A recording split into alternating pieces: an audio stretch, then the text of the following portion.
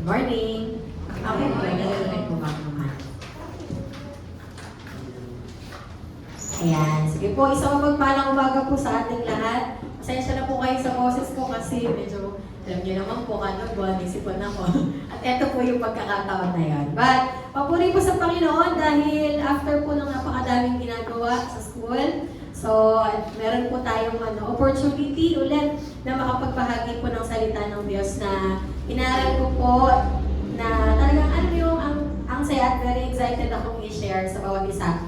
Kasi, naniniwala po ako na kayang-kaya po natin siyang i-apply. Mamaya po paglabas natin ng church, I believe, tawag dito, pwede po natin siyang i-apply immediately. So, nakakatawa po na sa Corito kasi puro parang food for the gods. Yun yung lagi. Pero po siya, isa siyang bagay na tinuturo po sa atin ng Bible. Kumbaga parang sabihin na lang po natin Christian living. Isang bagay or mga prinsipyo na dapat pong tinataglay natin pong mga Kristiyano. Yan, sige po. Yung pag-aaralan po natin ngayong umaga ay edifying the Christian community in relation doon po sa ating annual theme na reaching people for Christ. So, ang ganda po ng ng aim ng iglesyang ito na hindi lang po tayo-tayo lang yung mga Kristiyano na one day, lahat po ng mga vacant seats na yan ay mapupuno po ng mga kaibigan natin, na-invite po natin at mga pamilya na, alam niyo yun, wala pa po yung pagtitiwala sa Panginoon. So, ayoko sabihin na relationship, pero sabi nga, wala pang pagtitiwala sa Panginoon. So, ayan po, edifying the Christian community. Alam niyo po ba yung ibig sabihin ng edifying? Ano po siya? Isa siyang action word o salita na may kasamang gawa or ginagawa.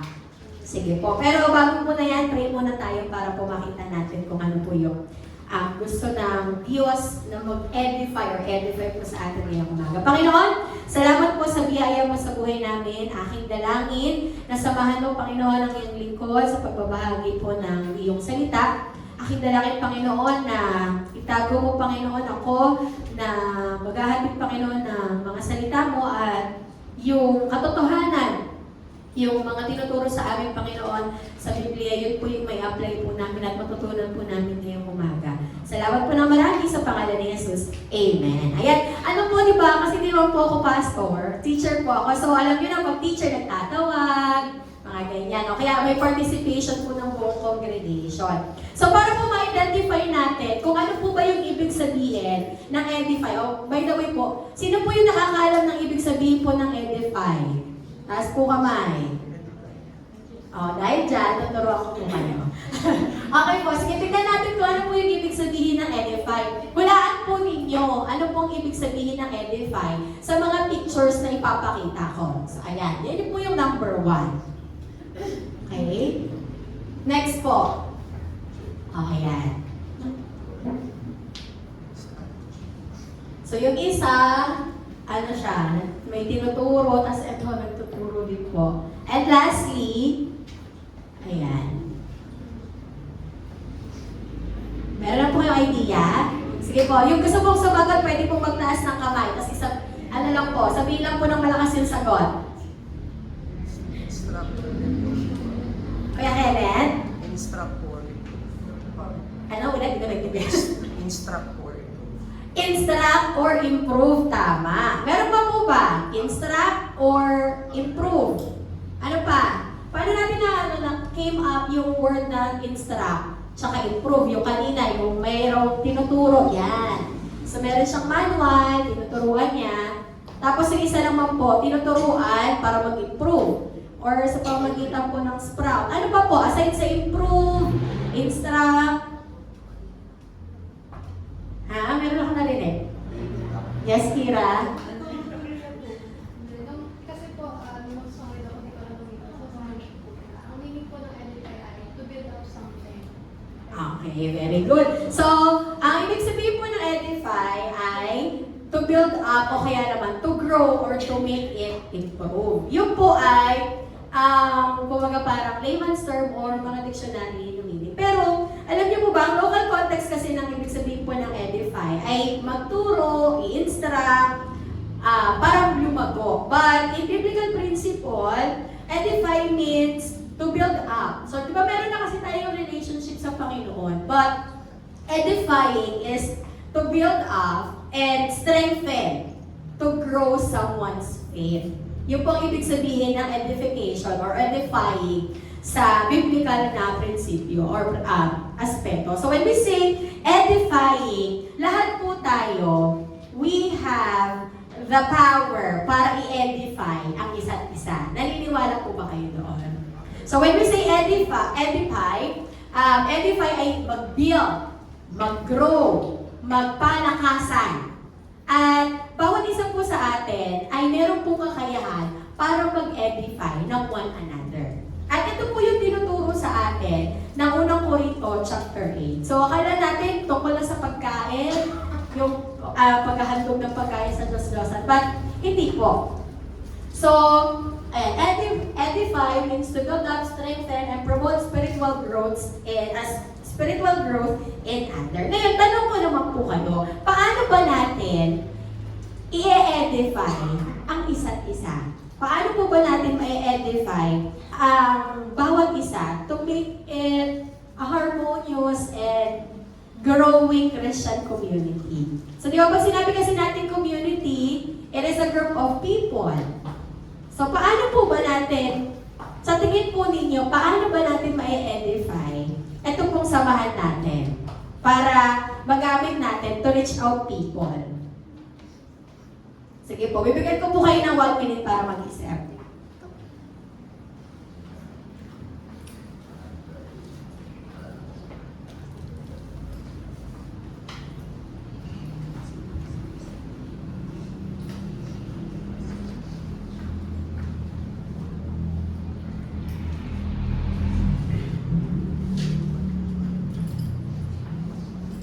Ayaw ko tumingin sa akin para mga sadyante na nakakaganon, no?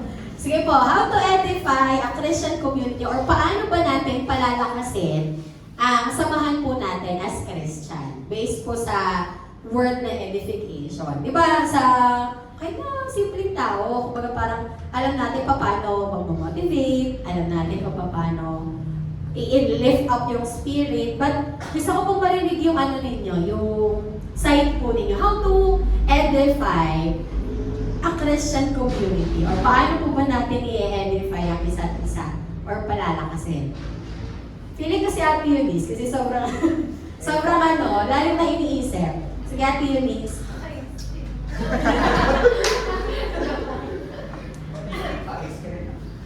Ayan, sa akin po, on my own observation naman dito sa church natin. Siyempre, of course, magsisimula yan sa sarili natin. So, we need to learn yung mga, yung connection natin sa Diyos, yung prayer, yung personal devotions, and then of course, syempre na-enhance or na mas lumalalim pa yung connection natin to Jesus is mga self-group, ganyan, yung meron tayong bawat department na kung saan meron tayong mga gawain. Yun. Okay, thank you. Si Ate Laika, alam mo nakakalimutan dyan sa loob. Ayan, sige. Kasi po kahit dito para, okay, tignan natin kung nakikinig talaga itong nasa loob. Sa akin po, using pray, care, and help. Okay, thank you. Sige po, yung mga nasa isip po ninyo, how to edify one another ay tignan po natin kung ano ba siya. Somehow, pwede po natin i-apply. Pero, let me have this roadmap for everybody para makita po natin yung sinasabi ng Korinto sa paano ba i-edify ang church. So, ito po yung gagamitin natin, kumbaga parang roadmap or step by the step sa ating po pag-aaral, how to edify Christian community. Alam niyo po kasi dito sa Korinto, bigyan ko lang po kayo ng background Kristiyano na sila actually. Matatalino as in. Marunong sa kautusan to the point na sobrang galing as in. Kumbaga, di ba may mga Kristiyano na gano'n, alam na yung kautos ng Bible, matatalino. So, yung sa Korinto, sa mga taga-Korinto, yung po yung character nila. So, they really know what is the gospel all about. So, maraming mga Kristiyano ang alam na kung ano yung kautosan at aral na pinakita or aral ni Jesus. At marami pong matatalino sa kanila na tawag dito, alam, pero careless. Alam niyo po yung gano'n, may mga gano'ng tao na, alam ko na yan eh, wala akong pakialam sa mararamdaman mo, pero ito yung totoo. Ito yung nangyayari, ito, ganito, ganyan. Sabi sa kautusan, sabi ng Diyos, ganito, ganyan. Wala akong pakialam. Ganun po yung naging problema sa mga taga-Korinto. At ito po yung paalala sa kanila ni Paul. So, makikita po natin dito, yung Korinto, or chapter 8 ng 1 Corinthians, meron pong tatlong bahagi. How to edify Christian community. Number 1, ayan. Through showing love and concern. Alam nyo, ang problema lang dito, yung pagpapakain or yung hinahandog ba na food sa mga rebulto. Di ba alam naman po natin na wala talaga mga rebulto, there is one God. At alam din yan ng mga taga-Korinto. Pero, sobra yung knowledge nila sa salita ng Diyos to the point na hindi sila concerned sa kapwa nila, sa bagong mga Kristiyano. So, ganun po yung nangyari. Yung mga Kristiyano noon sa Korinto ay sobrang galing at talagang by the book sa kautosan to the point that they are not considering others. Ang point ay, ang kaalaman po, minsan nakaka-offend siya. Tama? Especially for those people na parang bago pa lang natututunan yung mga bagong bagay para sa kanya. Pero kapag may isang tao na parang sobrang galing naman nito, parang wala na akong karapatang gumaling, di ba para sa atin, nakaka-offend yun. Na parang, ikaw gusto mong matuto because you really know na there is something to learn of or to learn to.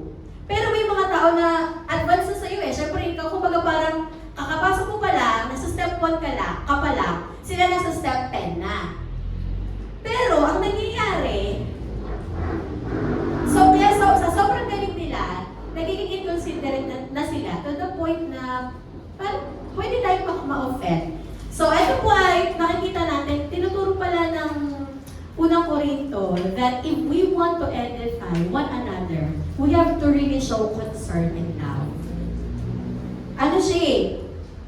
Parang right or kaalaman versus love. Diba? May mga kaalaman po na minsan nakaka-offend or nakapagpapalayos ng loob.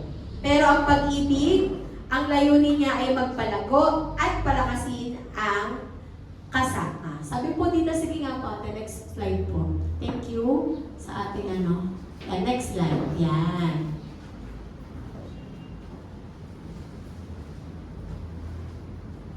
F5. Thank you. Ayan po sabi, ngayon ipapaliwanag ko naman sa inyo ang tungkol sa pagkain na ihahandog sa mga Diyos-Diyosan. Alam natin, may kaalaman tayong lahat, gaya ng sabi ng iba, ang kaalamang ito ay nagtutulak sa tao na maging mapagmataas. Ganun yung naging problema ng mga Korinto. So sobrang galing nila, ang iniisip na lang nila, yung superiority na, kayo, bayi na palang kayo, alam na namin yan.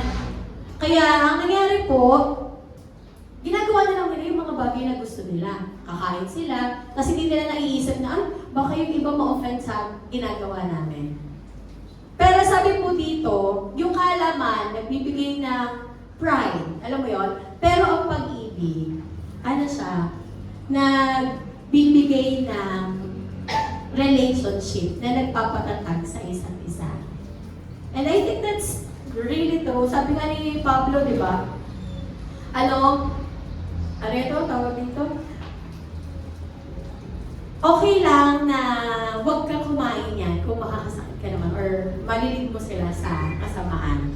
So, kapag po may kaalaman tayo, let them feel that they are loved at they care.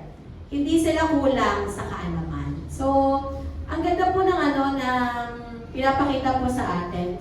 Sabi po dito sa verse 2, ang nag-aakalang may nalalaman siya ay hindi pa nakakaalam ng dapat niyang malaman. Ngunit, ang umiibig sa Diyos ay kilala ng Diyos. So, ano po ibig sabihin nito? Wala pong matagal na, wala pong bago pa lang. Sa paningin po ng Diyos, kapag lahat po tayo umiibig sa Kanya, kilala niya po tayo. Ang galing pala, no? Hindi pala binibigyan ng access ang tao, puro ganito lang, puro alam lang. Alam mo yun, parang, okay, may alam ka. Pero how do you apply it para naman sa iba? So, to edify, first step in edifying is to show love and concern towards others. Especially po sa community natin. Diba? Ang role ng church is to edify its people. Magpalakasan. So sa tingin niyo po ba kapag may mga tao po parang, ay, sobrang taas, hindi ka na ma-reach. So, sa tingin niyo po ba may lalago? So hindi na po kayo ma-reach eh. So, ibig sabihin, small lang yung kakayahan nila. Pero, again, sa mata po ng Diyos, kung ikaw ay nagmamahal sa Kanya, kilala ka niya. No matter what is your situation. Kung matagal ka ng Kristiyano, kung bago ka palang Kristiyano, basta umiibig ka po sa Diyos, iibigin pa din po niya at kilala niya po tayo. Ito, meron po akong nilagay dito na danger of knowledge alone. May tatlo pong bagay na pwede pong makapagbigay sa atin ng kapahamakan kapag puro knowledge lang po yung alam natin at di po tayo marunong magbigay ng love and care for other people. Number 1, ignorance trap. Alam mo yun? Parang, alam ko na yan! Ganito yung sinasabi niya, ilang beses ka na yun naririnig. Alam ko na po yan. So alam mo yun, parang, okay, nakakulong ka na sa alam mo. Eto na yon. Wala ka ng panahon para lumago kasi alam mo na yan. Pangalawa, understanding the humility or humility understanding. You don't really know how to be humble yourself kasi nga alam mo na eh. Di ba may mga gano'n? Parang, sa totoo lang po pag may mga ganyan na nagmamasteran po ako. Parang pag may mga klase ako naglalaro, hindi ako nang makinig. Alam ko na kasi yan. Pero, that's a sign of arrogance pala na, okay, kahit alam mo na, you should really listen. Kasi meron something na pwede ka pa rin matutunan despite na alam mo na. Pwedeng ma-refresh, pwedeng, magbigay sa'yo ng new mindset. So, hindi pwede palang sabihin natin na alam ko na. Especially po sa salita po ng Diyos. Dahil ito ay, nangungusap sa atin araw-araw. Kahit na alam mo na yung talata na yan, meron kasi siyang buhay eh. Iba na yung dating sa'yo kapag binasa mo na siya, ganito yung sitwasyon mo. So, delikado pala kapag puro kaalaman lang at wala po tayong compassion or hindi natin alam paano natin aabutin yung iba sa pamamagitan po ng kaalaman natin. And lastly, love over intellect. Righteousness isn't measured by theological knowledge, but by the capacity to build up others in love. Hindi pala ang kaalaman ay puro lang sa pagsasaulo ng mga ganito, alam yung mga rules and regulations, mga sinasabi ng Biblia. Walang sense yan kung hindi natin kayang i-apply sa iba. Diba parang siyang meron kang alam, pero hindi mo ginagawa. Eventually, makakalimutan mo na yan. So, ano po siya, edifying is an action word. Every day, pwede po tayo mag-edify.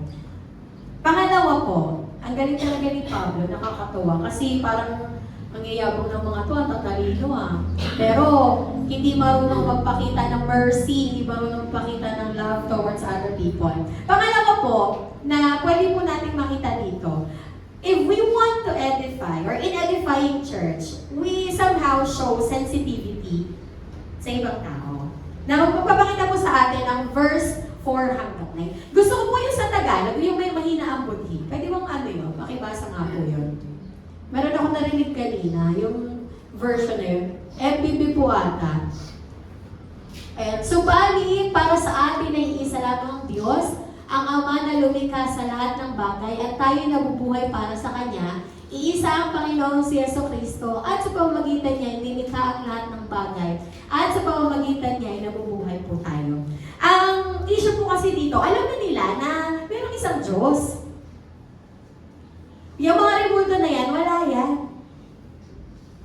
Pero hindi po sila maingat. Hindi sila sensitive na, uy, meron palang bagong natututo, tapos ganito na agad gagawin mo. Parang, wala akong pakialam sa inyo kasi ito yung katotohanan. Pero in edifying or strengthening others, yung kapwa mo Kristyano, parang hindi naman natin nakakatawa po yun. Ano nga ang version yun? Yung may ano? Kaya kailangan sa'yo ko ata narinig yun. Oo. Makikisuyo nga po. Yung may mahinang budhi. Kasi ang ganda ng mahinang budhi. Alam mo yun? Parang, okay, ibig sa pananampalataya yung ginamit. Budhi yung, ano, yung ginamit. English kasi ito eh.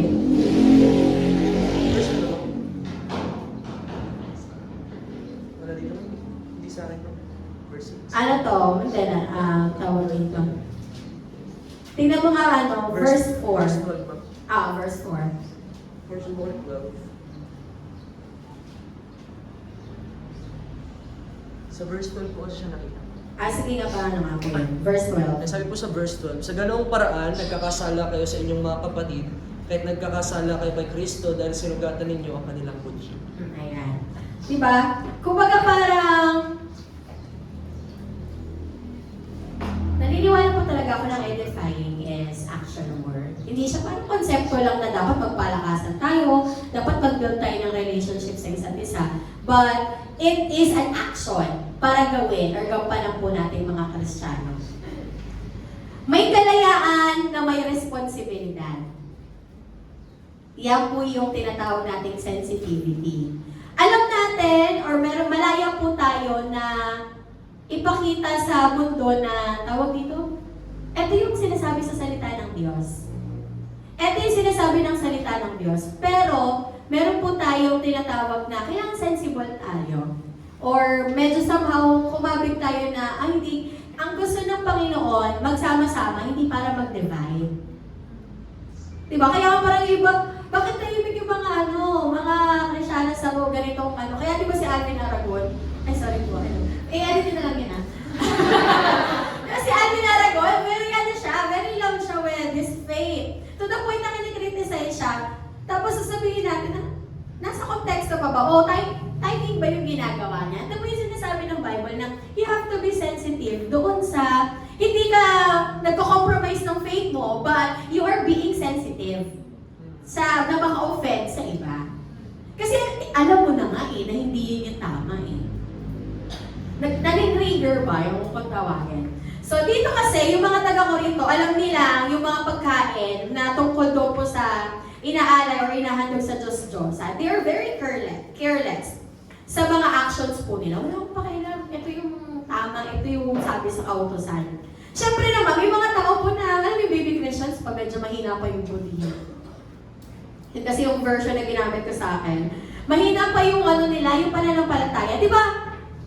May mga Kristiyano po na, hindi naman po tayo sabay-sabay na naging Kristiyano. Amen po ba? Iba-iba po tayo na, season. Kumbaga, kung kailan po tayo nagkaroon ng personal experience natin sa Panginoon. At ganoon din po dito, hindi sila sabay-sabay naging Kristiyano.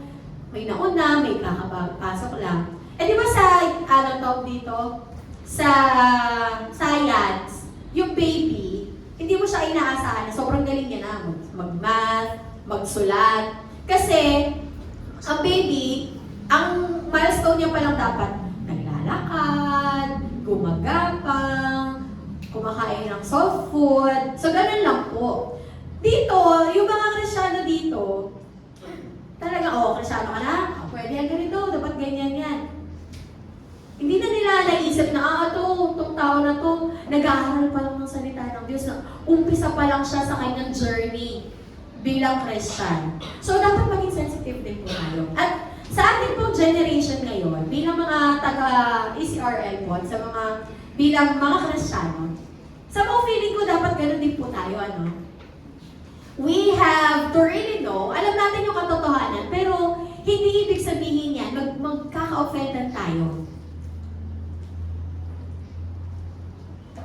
Ano po, basic, ano yan, human ethics. Hindi man sinasabi ng Bible na yung alam mo yung ethics, pero turo po dito na you have to show sensitivity. Kasi hindi po lahat, mabilis maka-adapt kagaya po ng iba. Sabi nga ni Pablo, huwag kayong maging katitisuran. Verse 9. Sabi po dyan, but take care that this right of yours does not somehow become a stumbling block to the weak. Alam na po natin, pero meron pa rin po tayong responsibilidad. Responsibilidad sa ating pong actions at sa ating pong mga salita.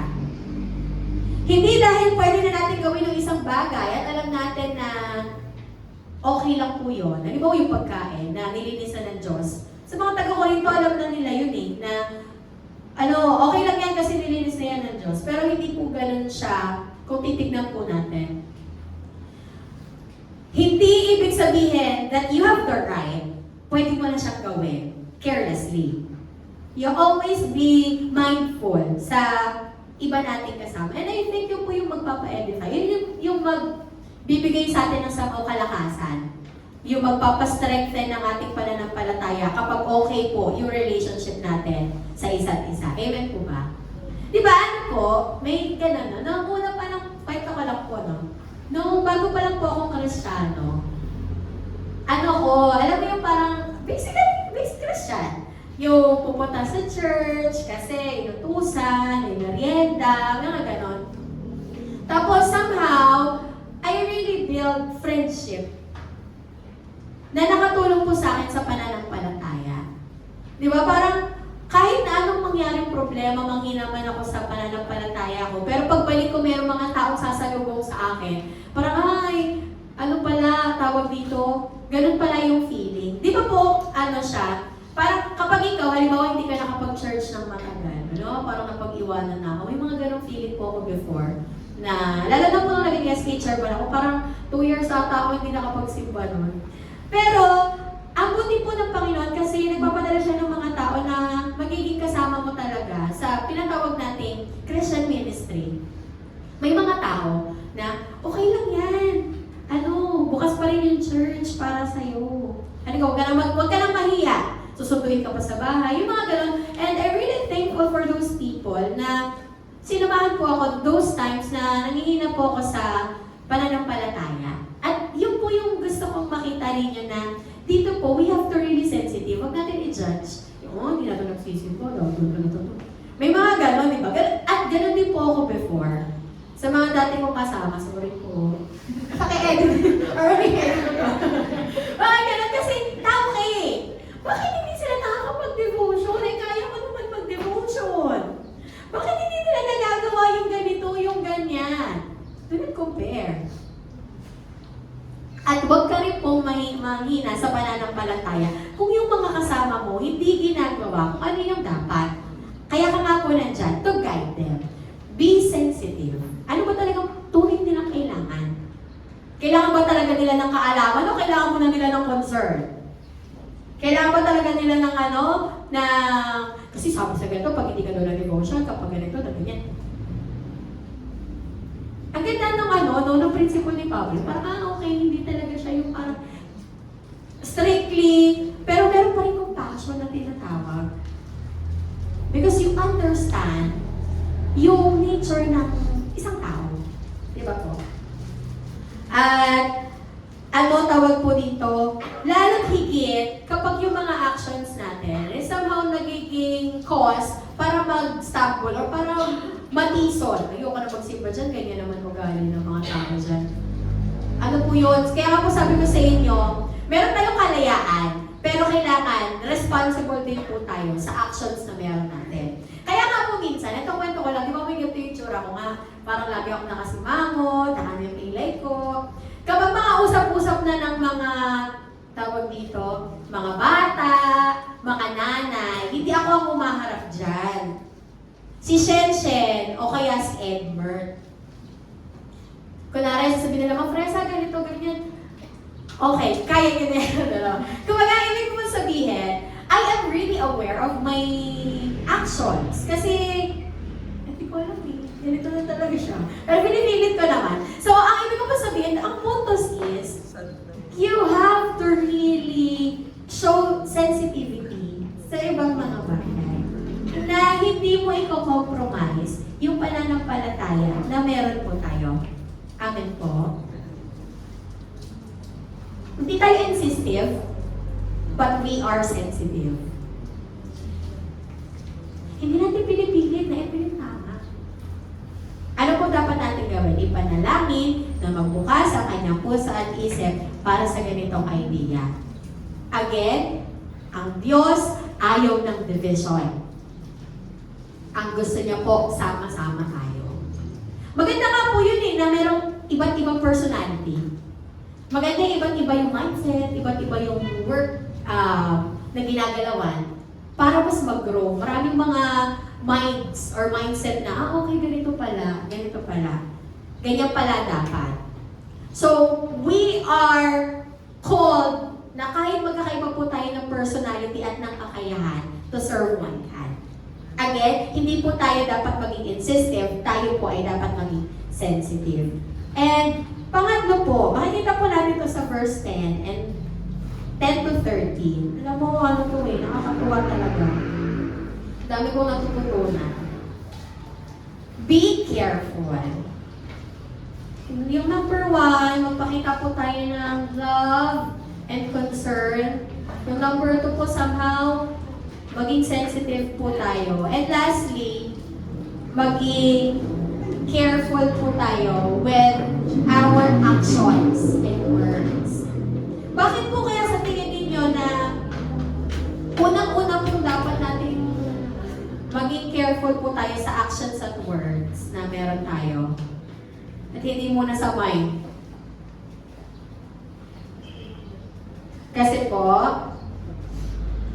ano po sa tingin natin? Bakit kailangan po natin maging careful? Sabi po dun sa verse 10 to 8. Sige, basahin ko nga po. If anyone sees you who have knowledge eating in an idol's temple, he will be discouraged.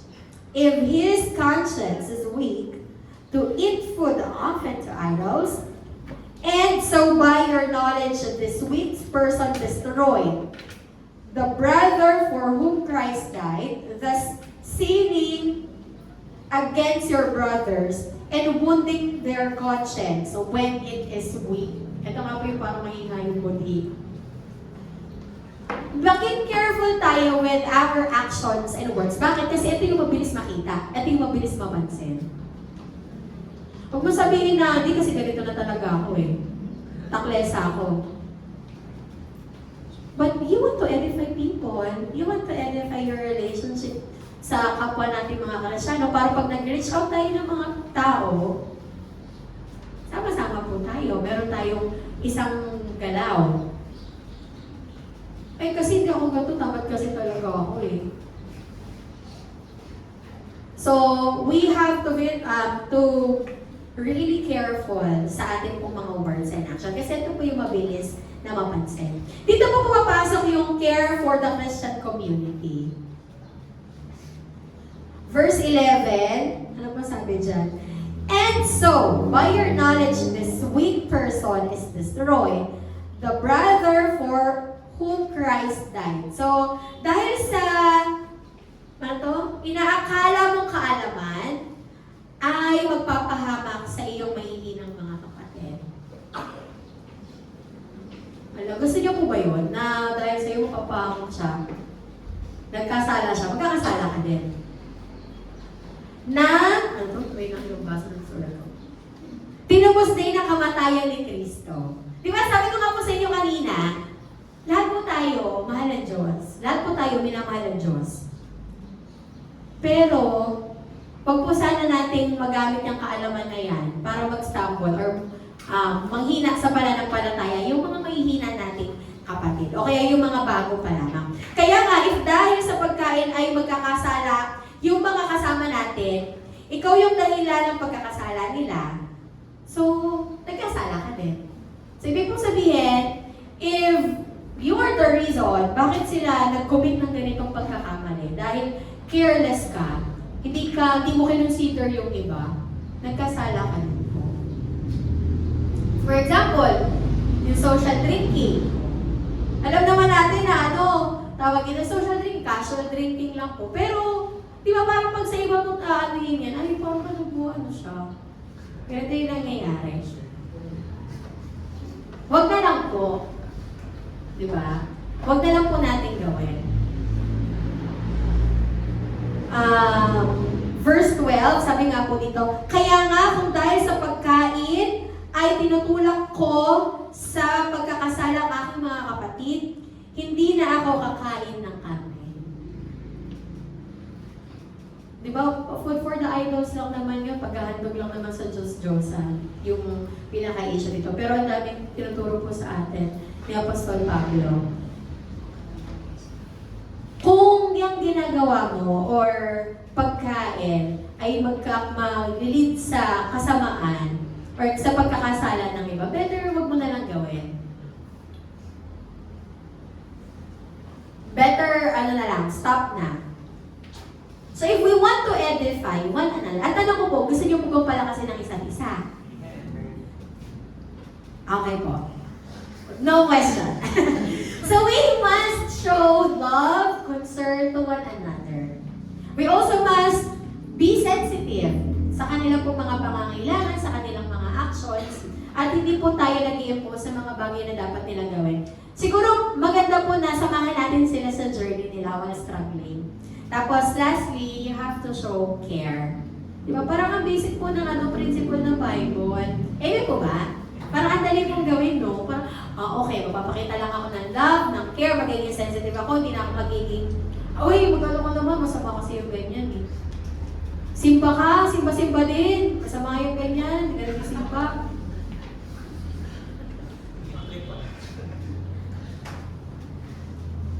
Di ba po, parang, manghihina ka na sa pananampalataya mo, magsimba ka naman. May mga ganun po ako naririnig before Pero nung sa kabata pa po namin pero hindi na po ngayon. Kumbaga parang, okay, ang isang Kristyano pala, hindi siya laging, alam mo yung ignite na ignite, yung talagang very on fire. Kapag tayo po ay nagsama-sama, yung mga maliliit na ilaw na yan, lalaki po yan. At yun yung po yung makakatulong sa atin to strengthen, to build up our relationship sa isa't isa. Nakakita na po ba kayo ng alitap ba yung may ilaw? Alitap-tap. Nakita na po ba kayo nun? Di ba po yung isang alitap-tap, kapag nasa dilim, medyo hindi siya ganun kalakas.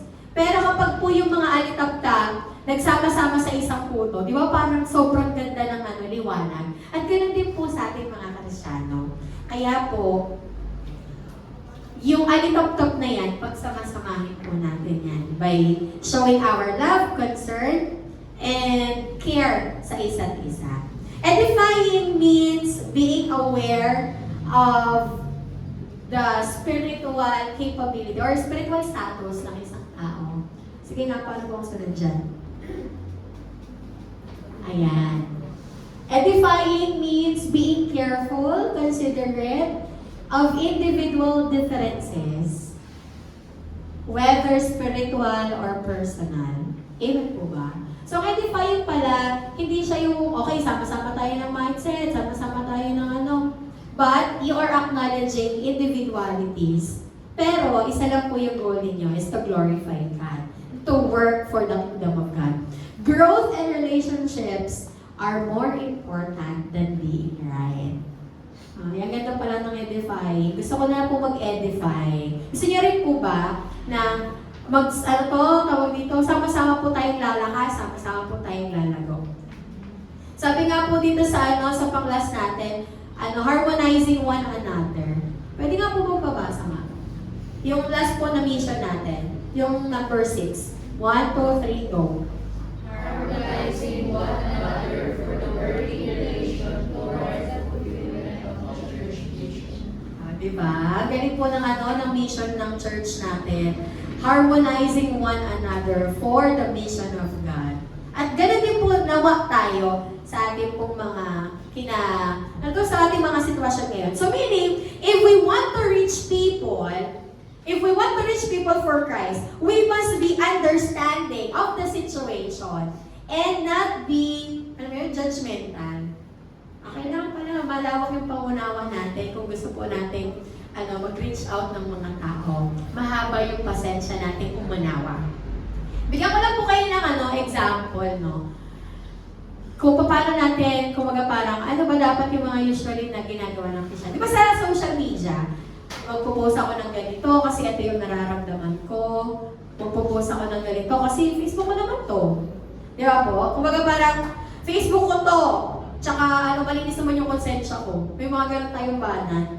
Pero, kung mag-edify po tayo ng isa't isa, o ng iba pong mga tao. Teka, kapag ba pinost ko to, di ba dapat maging ganito yung mindset? Teka ba kapag pinost ko ba to, anong mararamdaman ng mga Facebook friends ko? Ano kaya sasabihin nila kapag ito yung nabasa nila on my wall? Ano, tawag dito, baka sabihin nila, Kristyano pa naman ako, tapos nag-burst out ako ng ganyan. Baka isipin nila, anong klaseng Kristyano ako, kung ano-ano sinasabi ko sa social media. Gawa na lang ako dami. Joke naman. Mga ganun naman uso sa mga kabataan ngayon. Gawa na lang dami ako. Nakakatawa. But, in reality po, ang gusto ko mong ipuntos ay be mindful sa mga bagay po na mabilis sa ating mapansin. Alam mo yun? Kasi, ikaw mismo, halimbawa yung mga kaibigan mo, hindi naman nagbabasa ng mabel, pero ikaw yung reflection. So, di ba sa mga makakapangikaya din po tayo na, okay, kilalanin natin ang Panginoon. Kung yung mga post natin sa social media ay mag-lead po ng stumbleness or block up para sa kanila po pananampalataya, no na lang po. Di ba? Parang, okay, wag na. Nakaaway ako sa Facebook, buburahin ko na po mga to. Kaya pag-away ako sa mga comment section kasi hindi kami parehas ng views, buburahin ko na to.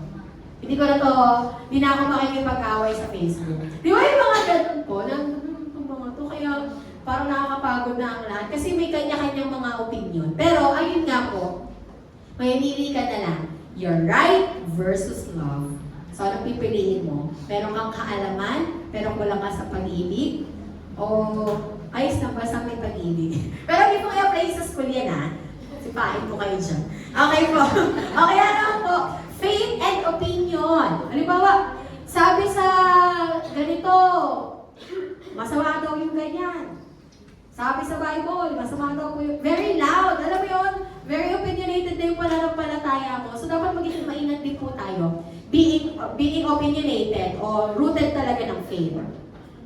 Diba? Yung tama na yung alam mo, pero, tawag ito, very loud ka na sabihin.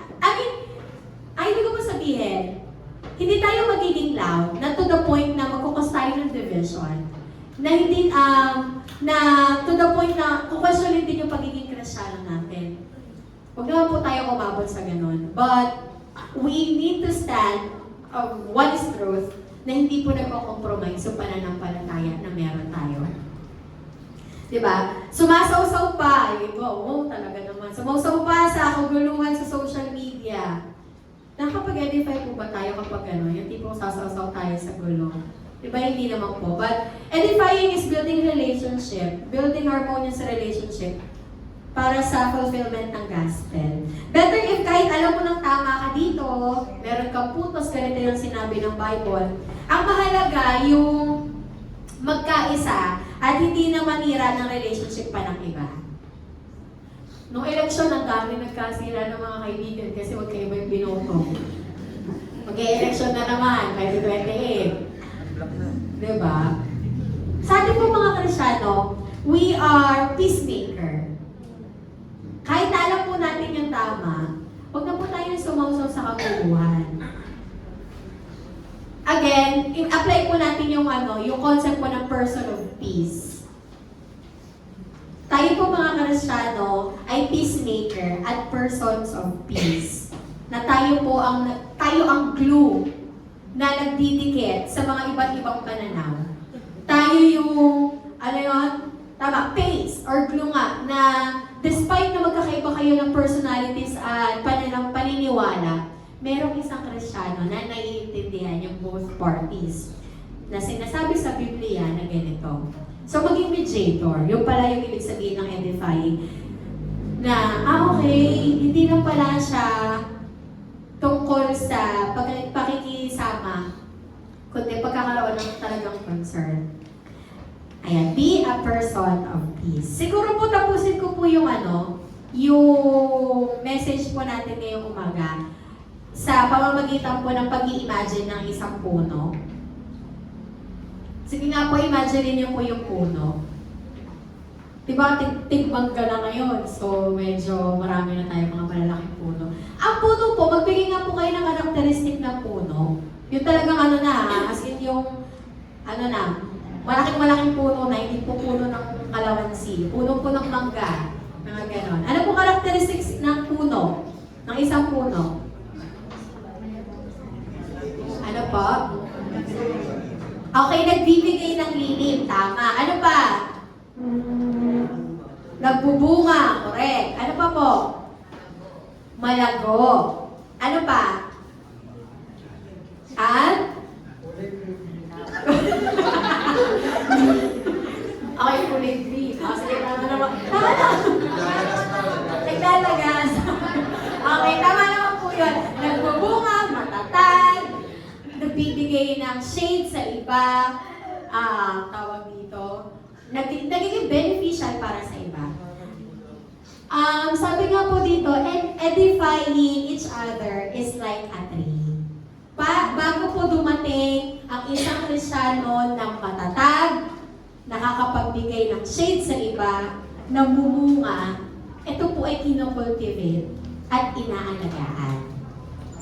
Para po sa ating mga Kristiyano, bago po tayo dumating, nangangarap tayo na ang mga anak natin, ang isa't isa ay maging matatag sa kanilang pananampalataya. Pero we are very careless sa mga actions at sa mga salita na ginagawa po natin. How do we become a tree na gusto po natin? So edifying is like planting tree. You cannot simply wish for shade. You must cultivate and care for it to grow. Hindi mo pwedeng sabihin na, tagal mo namang lumago, hindi ka naman katulong ng mga leaders para pagpalago ng mga kapwa mo Kristiyano.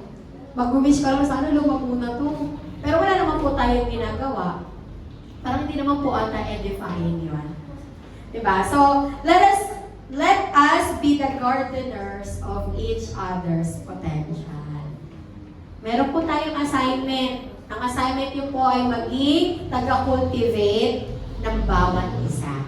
Nang sa ganon, kapag po tayo, mas marami ng mga tao ang nag-reach or mas marami na po tayong network, lahat po tayo malalong puno. Amen po? Edifying is like planting a tree. Bago yan maging malakas, maging beneficial or magbunga, kailangan po niyan ng alaga, cultivation, para maging isang malaking at beneficial na puno. Amen po? At iwan ko po yung unahan sa challenge sa ating sa bawat isa. Hanap ka po ng ng i-cultivate mo. Sino kaya yung pwede kong maging i-cultivate para maging puno? Sino kaya yung pwede kong alagaan? Sino kaya yung pwede kong sharean para maging puno din siya? Kagaya ko. Puno po ba tayo? Yun ang mahirap doon, no? Bakit hindi ka rin puno? Ibang puno yung maitanim mo, mahirap na. Oo, naging bonsai. So, dapat medyo malaki. Okay? So, assignment po or challenge po para sa bawat isa. Let us be the gardeners of each other's potential. Palabasin niyo po yung potential ng mga kasama natin sa loob ng iglesia. And with that, gusto ko pong ibalik sa Diyos ang pinakamataas na papuri. Tayo pong lahat ay manalangin. Panginoon, salamat po sa biyaya mo sa amin. Salamat po Diyos to give this privilege, Panginoon, para i-edify ang isa't isa. Hindi po ito trabaho ng pastor lamang. Hindi po ito, Panginoon, trabaho ng mga leaders. Pero dalangin namin, Panginoon, na gamitin mo ang potensyal ng bawat isa para i-edify po ang isa't isa. Tulungan mo kami, Panginoon, palakasin, magpalakasan, mag-build ng mga relationship towards one another at maging malago nang sa ganun ay makapag-reach po kami ng mga tao outside the church. Salamat na marami sa iyo po, Kapurihan ng Kabanalan, sa pangalan ni Jesus. Amen. Balik